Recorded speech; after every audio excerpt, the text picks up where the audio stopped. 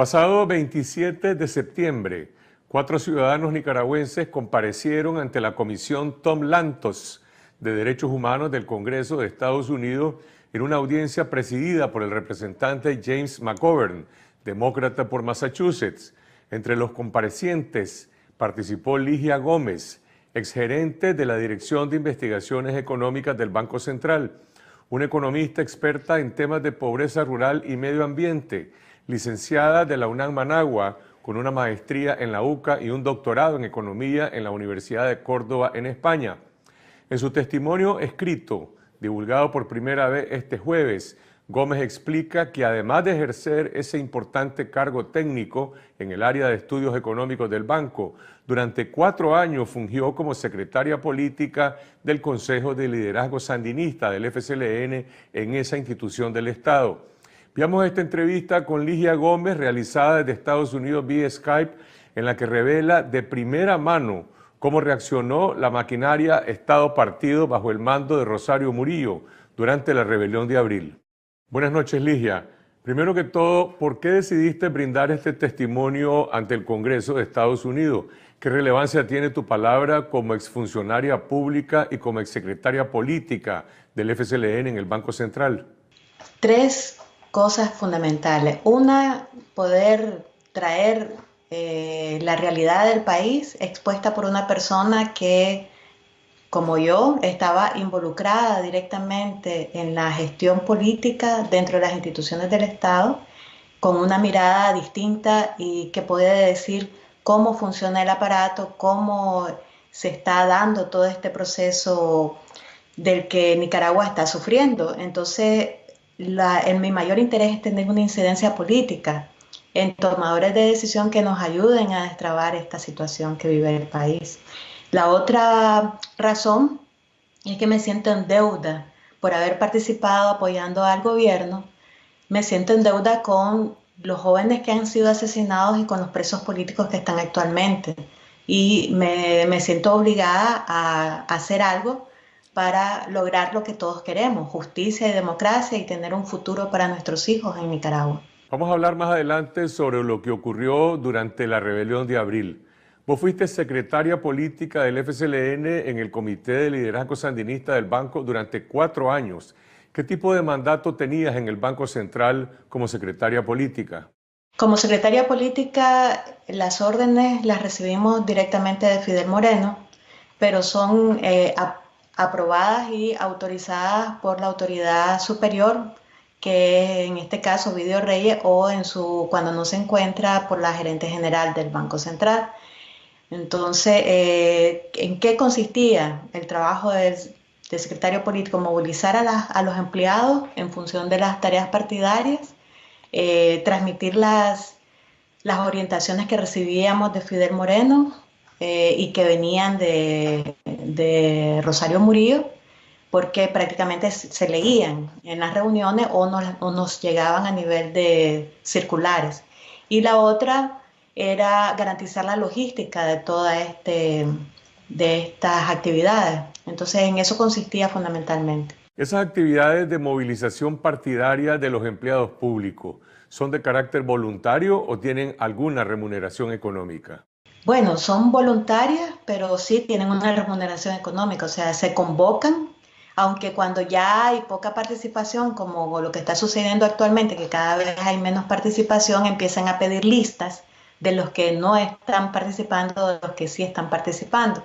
En el caso de cada participación se entrega 400 córdobas por participación, pero eso se va acumulando y se hace un reporte a mitad de año, y al final de año se entrega 2 veces al año un bono por concepto de participación en actividades de proyección social del Banco Central. ¿Y esa es una política específica del Banco general en el Estado o cada institución pública decide cómo remunerar la actividad partidaria? Cada institución pública decide cómo remunerar, pero el Banco Central tiene una situación especial comparada con otras instituciones debido a que tiene el señoriaje y tiene otras fuentes de ingreso propias y tiene una partida autorizada por la Junta Directiva para bonos de desempeño productivo, que son esos bonos que se usan para incentivar la actividad política. ¿Y los empleados públicos también participan en actividades partidarias electorales? Sí. Todo el andamiaje del Estado se vuelca a trabajar en las elecciones. Y antes de cada elección hay reuniones con Gustavo Porras como presidente de la Asamblea Nacional y con Humberto Campbell del Consejo Supremo Electoral, y ellos nos explicaban a los secretarios políticos qué era lo que teníamos que hacer en garantizar la participación de todos los empleados del Estado en las votaciones y movilizar con camionetas y garantizando toda la logística de los centros de votación. Entonces teníamos que movilizarnos desde un día antes, trabajando en todo este proceso, llevando gente desde sus casas a los centros de votación, dándoles la comida a todo el tejido movilizador territorial y dándole la comida a las juntas receptoras también de voto. ¿Y cómo puede el gobierno saber si un empleado público vota o no por el Frente Sandinista? En esa reunión nos demostraron que entraron a la página del Consejo, pidieron una cédula y demostraron si ese secretario político que entregó su cédula había participado en las anteriores elecciones y si había participado en las verificaciones. De manera que ellos nos dijeron de que teníamos que transmitir a todos los trabajadores que había maneras de poder controlar que se participaba o no se participaba en las elecciones, y sí había una gran insistencia a tal punto que después de cada elección Ovidio Reyes pedía una lista de los que no andaban el dedo manchado. La existencia de un aparato partidario que funciona de manera vertical, subordinado al presidente de la principal institución técnica del país, ¿tiene implicaciones en las decisiones técnicas del Banco Central? Sí, en el caso de las funciones del presidente del Banco Central, de una institución con una importancia clave en la vida económica del país, lo que vemos es que como él tiene un nivel de alineamiento político muy fuerte, él dedica mucho de su tiempo a trabajar en funciones de dirección de otras instituciones del Estado, que no son el Banco Central necesariamente. La otra implicancia es de que hay un filtro bien fuerte en lo que se publica. Si el dato no es conveniente, no se publica, simplemente se bloquea. Entonces, todo eso hace además que exista un trabajo con los técnicos muy controlado. Los técnicos no pueden opinar libremente, tienen que solo esperar qué es la orientación que el presidente da para proceder a seguir con una propuesta de X o Y trabajo, porque no puede uno tomar iniciativas que ellos consideren sean fuera de lo orientado. Entonces, por supuesto que esto coacciona el desarrollo institucional y merma las funciones de una institución tan importante como la del Banco Central. Por ejemplo, las estadísticas que presenta el INIDE sobre la reducción dramática en los índices de pobreza que aparecen avaladas por el presidente del Banco Central, ¿son confiables?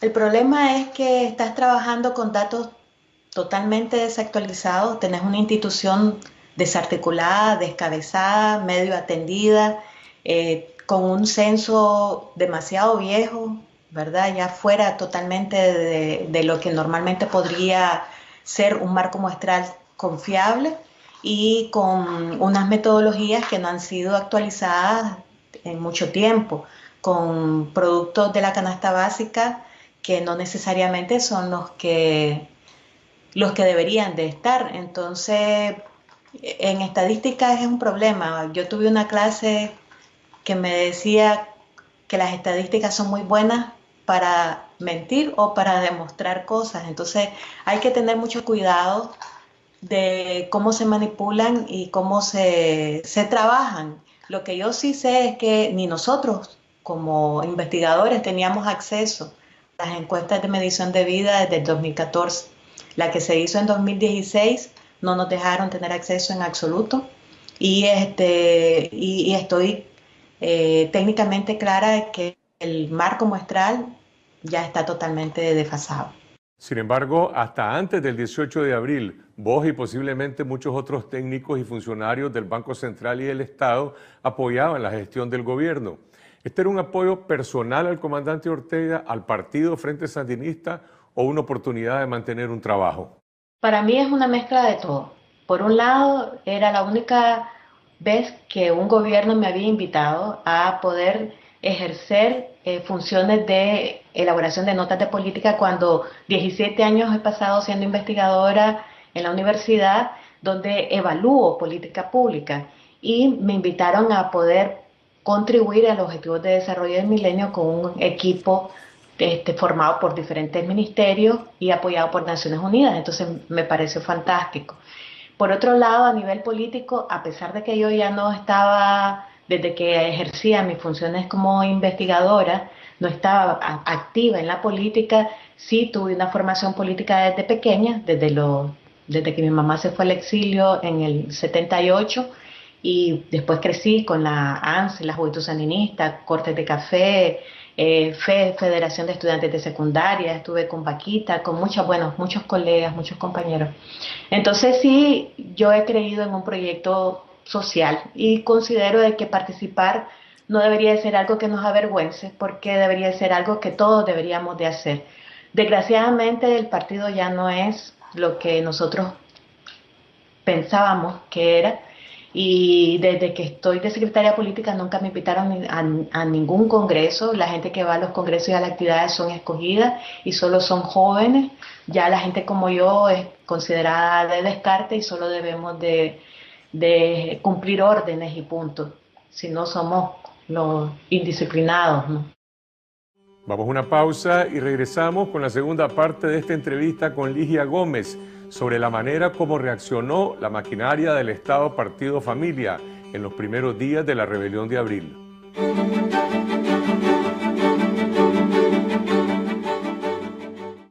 Y ahora vamos a la segunda parte de esta entrevista con Ligia Gómez, exsecretaria política del FSLN en el Banco Central, quien el pasado 17 de septiembre compareció en una audiencia ante una comisión de derechos humanos del Congreso de Estados Unidos, según su testimonio escrito.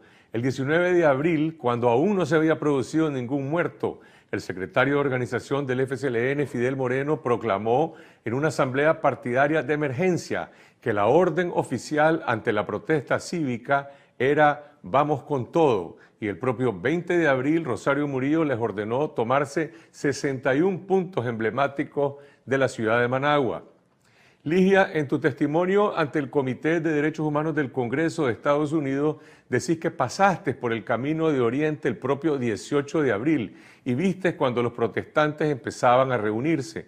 ¿Fuiste testigo de la represión? Sí, es que yo vivo cerca, entonces pasé comprando helados Pops para mis hijas y estaban comiendo Pops los jóvenes que estaban para protestar. No eran muchos, eran pocos.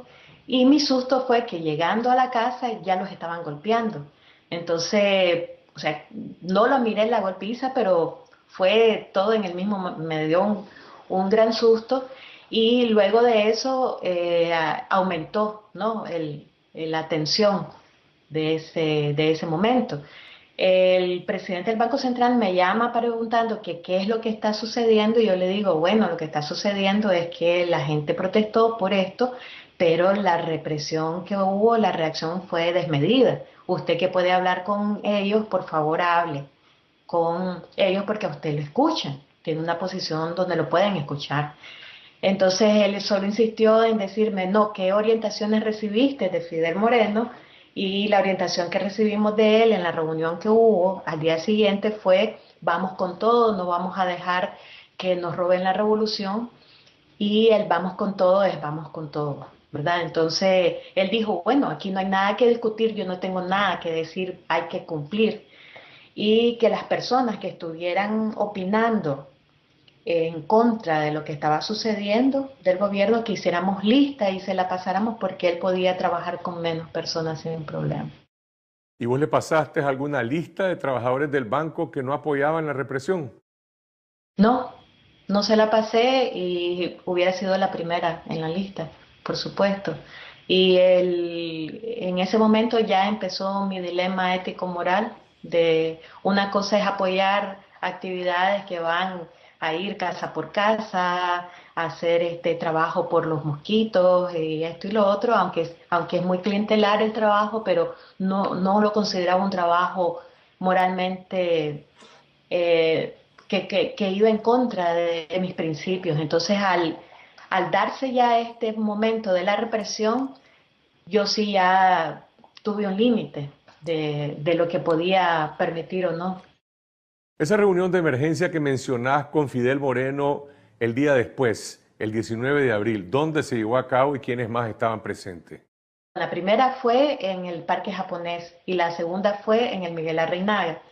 Ya en la segunda reunión estuvo el Humberto Campbell y nos mostraron un video donde decían ellos que nos estaban demostrando que todo lo que estábamos viendo era montaje, que eso no existía, que le dijéramos a nuestras familias y a todos los trabajadores que no vieran más que los canales oficiales, que todo lo que estábamos viendo era puro teatro y que el Humberto Campbell, que nos estaba pidiendo que hiciéramos eso, dijo que hasta a su esposa él estaba pidiendo que dejara de ver eso porque acá lo tenía loco con las preguntas que le hacía. Y le dijo, bueno, ¿nos vas a creer a nosotros o qué? Entonces, esa era la medida, pues. Y empezaron a pusieron frente a nosotros a gente que antes no llegaba a las reuniones, los que estuvieron dirigiendo el ataque a Ocupains, que los conozco solo de cara, ya estaban de frente y estaban observando las caras que hacíamos los secretarios políticos al mirar los videos que nos estaban pasando. Esa segunda reunión en la alcaldía ya es después del fin de semana del 21 y el 22 de abril, o sea, el lunes 23. Los 20 muertos que ya ha habido hasta ese momento y esa gran marcha pacífica hacia la UPOLI. Para el FSLN representaban una rebelión armada contra el gobierno o una masacre contra la población. Lo primero que se da es un alineamiento, o sea, primero se recibe qué es lo que debes de aceptar como respuesta y la respuesta llega de la reunión que hace Rosario Murillo con los ministros y llega después Ovidio Reyes y repite. ¿Y cuál fue el argumento? El argumento fue aquí no pasa nada, el presidente está totalmente, el poder está totalmente seguro, ustedes estén tranquilos, aquí solamente se dio un pequeño error de haber tocado a algunos jóvenes y algunos ancianos, ya sabemos que eso no se debe de hacer y la oposición está totalmente dividida, no existe ninguna oposición, nadie tiene un Daniel Ortega como tenemos nosotros, así que ustedes tranquilos porque el poder va para largo.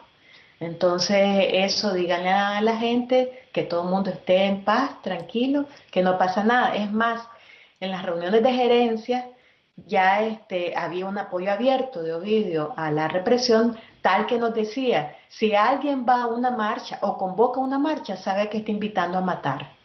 Pero ¿por qué tienen que atacar una marcha? O sea, ¿por qué decir que vas a invitar a una marcha es aceptar que tienen que haber muertos? No tiene sentido, ¿verdad? Entonces, eh, eran parte de ese problema ético y moral que vivimos. Y creo que no solo yo, probablemente muchos compañeros que estén dentro todavía.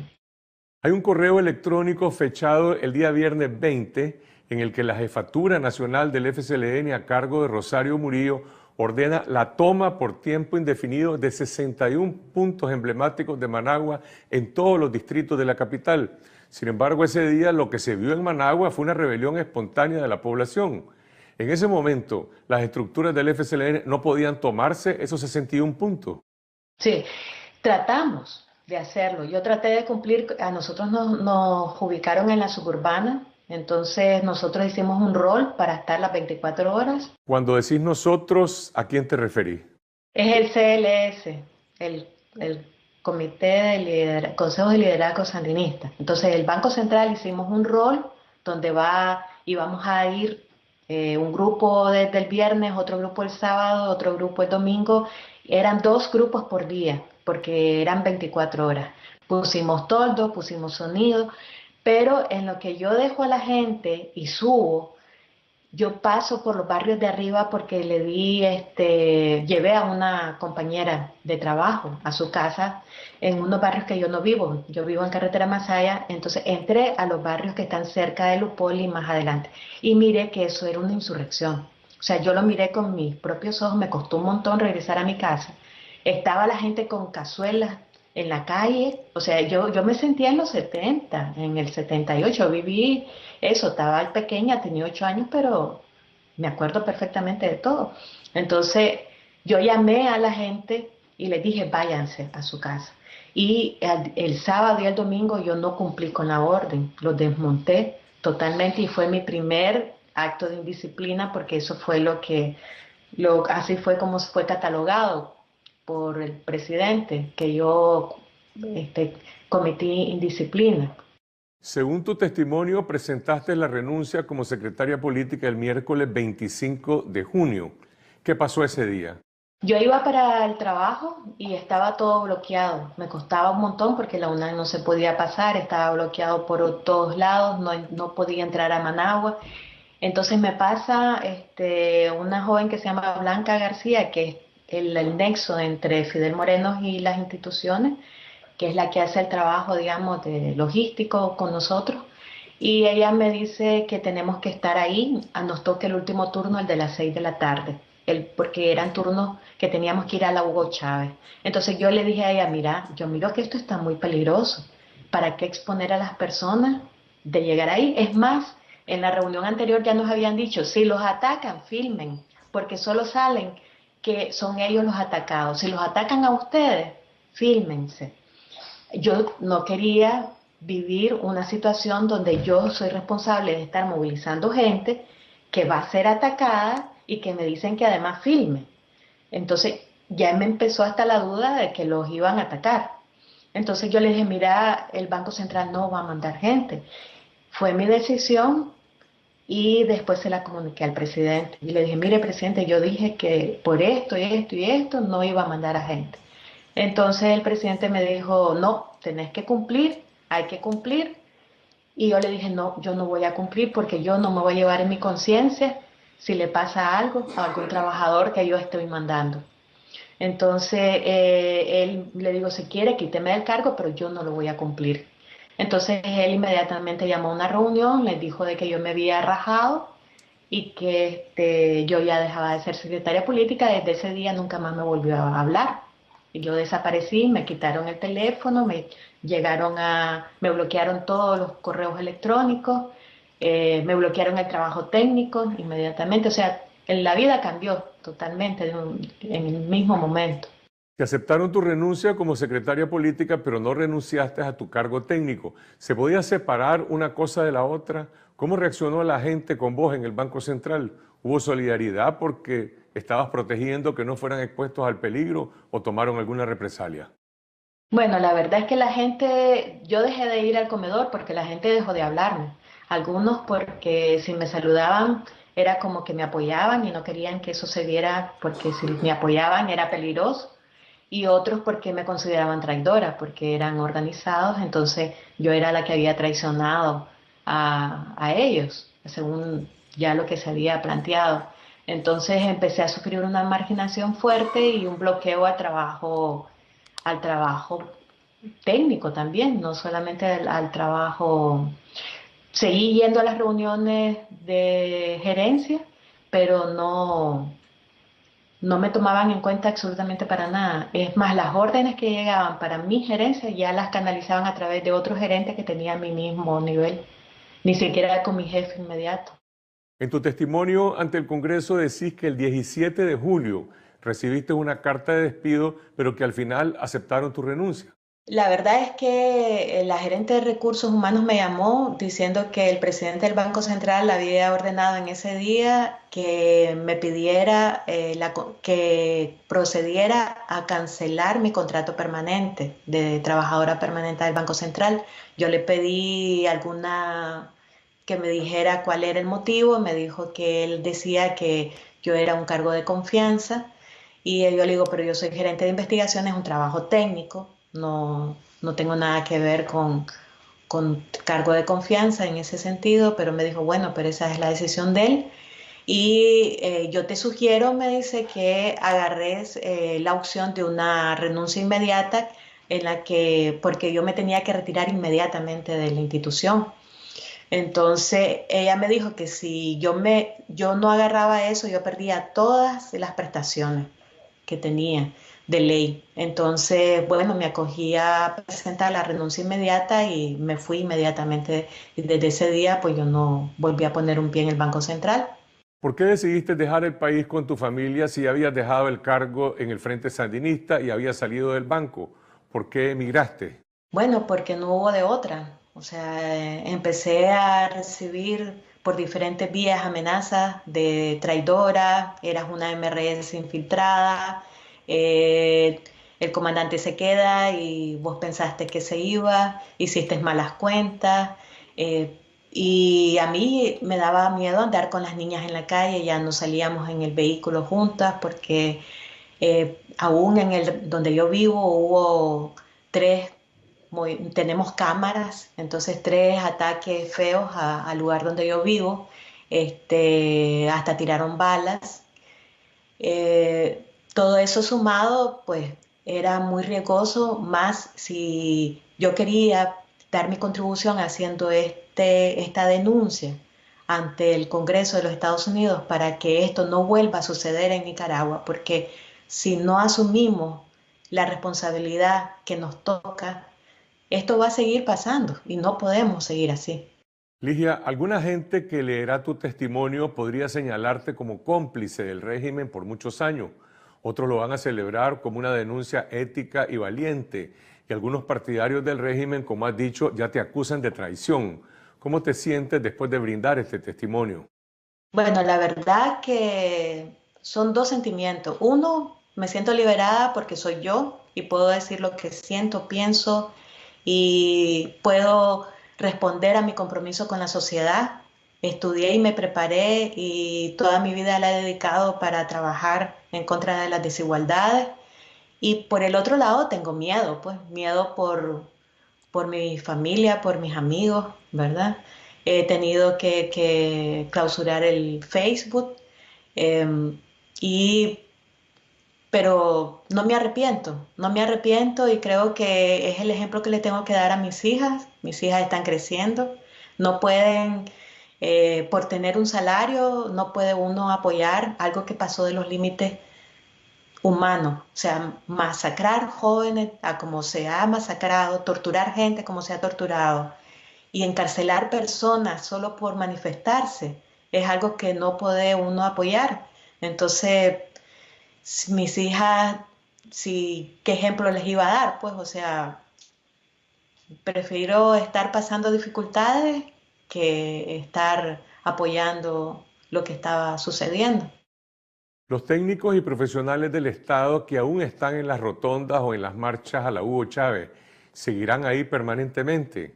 ¿Le están brindando un apoyo consciente a un régimen que ha sido señalado de perpetrar una masacre? La verdad es que algunos sí se mueven por aspectos ideológicos en el sentido de que sí creen y les meten el odio entre pobres y ricos, aquellos son los ricos que hay que atacar, no nos perdonan porque nosotros les hemos tocado sus capitales y por lo tanto ellos están reaccionando.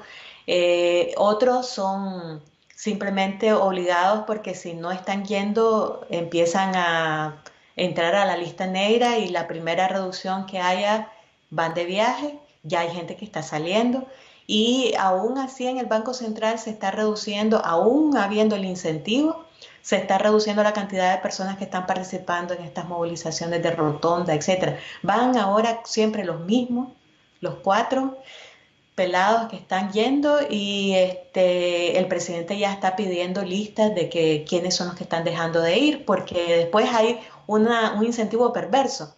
Si fuiste y dejaste de ir, te atacan. Si nunca fuiste, estás más salvado. ¿Ya? Entonces, es terrible porque atacan a su misma gente. ¿Ya? El que está más expuesto es su misma gente. Eso es lo que dice Ligia Gómez, ahora desde Estados Unidos, la exsecretaria política del FSLN en el Banco Central, que como muchos otros técnicos y profesionales del Estado decidió enfrentar un dilema ético y moral ante la masacre de abril perpetrada por las órdenes de la cúpula familiar del FSLN. Y si usted quiere conocer el testimonio completo de Ligia Gómez ante el Congreso de Estados Unidos y los primeros 8 correos con las órdenes de Rosario Murillo durante la rebelión de abril, Los invitamos a visitar en este momento el sitio web de confidencial.com.ni, donde ya está publicada toda la información.